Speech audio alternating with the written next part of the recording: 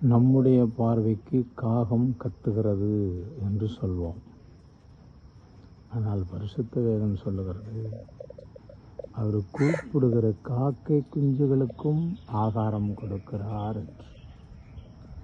அதனாலே காலையிலே எழுந்தவுடன் பறவைகள் கர்த்தரை நோக்கி கூப்பிடுகிறது.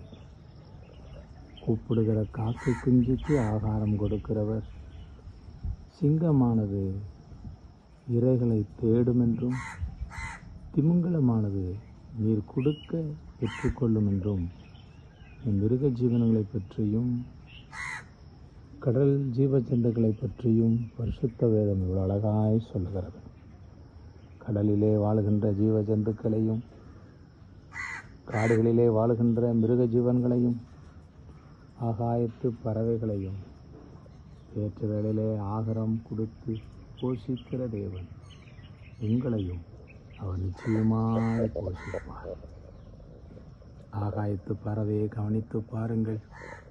அவைகள் விதைப்பதும் இல்லை, அறுப்பதும் இல்லை, களஞ்சியத்தில் சேர்த்து வைப்பதும் இல்லை. அவைகளை உங்கள் பரமபிதா பிழைப்பூட்டுவாரே, ஆனால் உங்களையும் பிழைப்பூட்டுவது அதிக நிச்சயமல்லவா? கர்த்தர் மேல் நம்பிக்கையாயிருங்கள்.